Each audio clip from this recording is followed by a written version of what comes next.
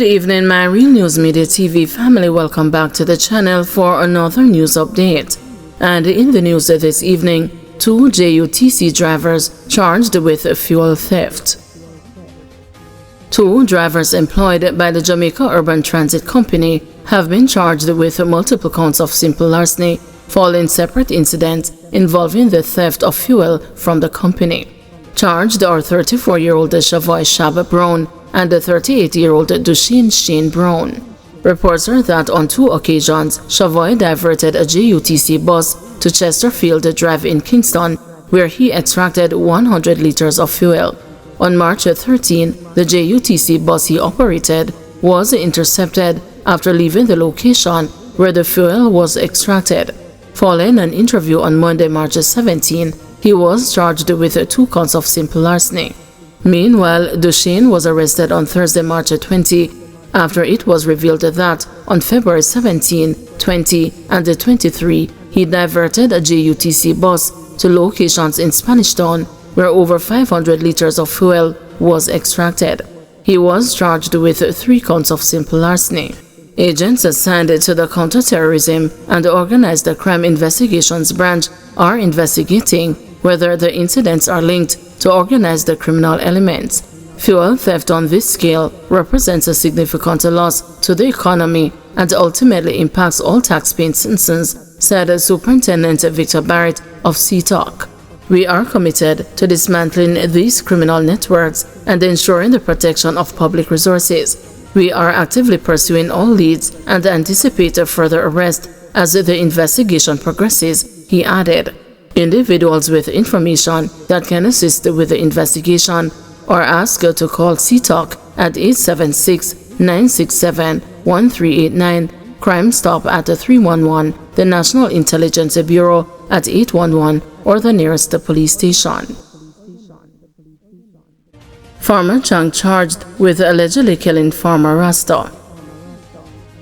Sean Williams, also known as Chang, a farmer of Greenhill, has been charged with the shooting death of another farmer in Greenhill, Westmoreland on March 14. The 38-year-old accused was formally charged after detectives linked him to the killing of 54-year-old Frank Delop, otherwise called Rasta.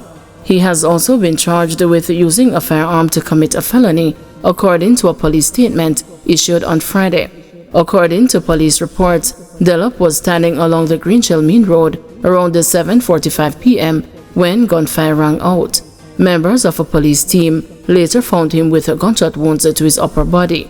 He was pronounced dead at the hospital. Williams was implicated during the investigation and later charged following a question and answer session in the presence of his attorney. Taximan Dudu charged with allegedly pulling gun on wife. Taxi operator 39-year-old Seaford Gallimore, otherwise called Dudu, of Spanish Town, St. Catherine, has been charged with allegedly pulling a gun on his wife while threatening to kill her. Gallimore is charged with assault at common law, possession of a prohibited weapon, threat, and using a firearm to commit a felony. The St. Catherine North police say that about 10 a.m. on Thursday, Gallimore and his wife had an altercation during which he pointed the gun at her and made the threat. A report was later made to the police and Gallimore was arrested and subsequently charged following a question and answer session in the presence of his attorney. His court date is being arranged. Illegal gun lands 2 in jail. Detectives attached to the Clarendon Policing Division have laid possession of prohibited weapon and unauthorized possession of ammunition charges on 2 men following an incident on Sunday. Charged are 32-year-old Marco Dean Robertson, a laborer of Prospect District, and 43-year-old Sylvan Johnson of Longville Park. Reports from the Mapen Police are that at 4:30 p.m., police received the information that a man was seen at an event with a firearm. On the arrival of the police, Robertson attempted to flee the area but was intercepted by the police, who proceeded to search him. During the search, a 9mm pistol with a magazine affixed containing 15 rounds of ammunition was found. Robertson later identified Johnson as the owner of the weapon. Both men were arrested and were later charged. Their court dates are being finalized. NWC denies the claims of providing unsafe water.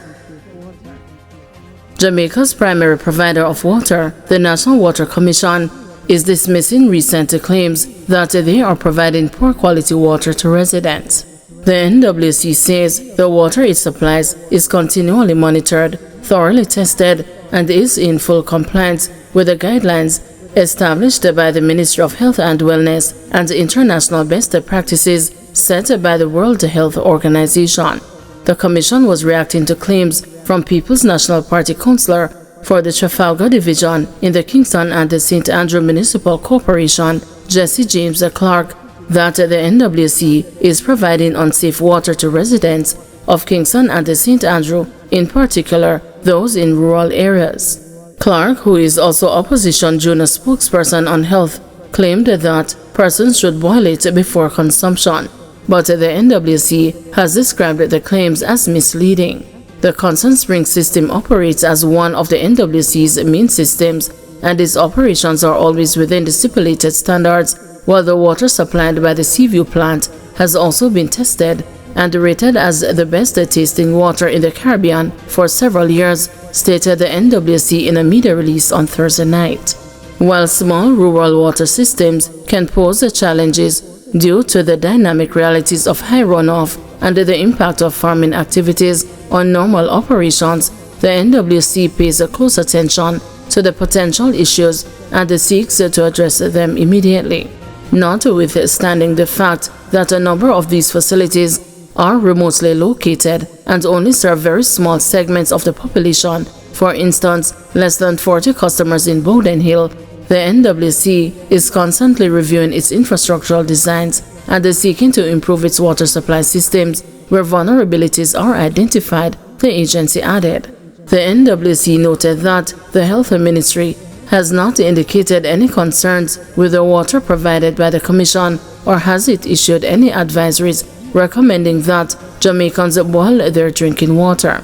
The Commission pointed out that it does frequent sampling and testing of water from its sources and the plants, and the Health Ministry, as regulator, also conducts independent tests to ensure that the water provided to Jamaicans is clean, safe, and free of harmful contaminants. The MOHW also provides consultation services to the NWC on a regular basis, with a periodic session held in December 2024 and another such activity scheduled to be held within the next few weeks.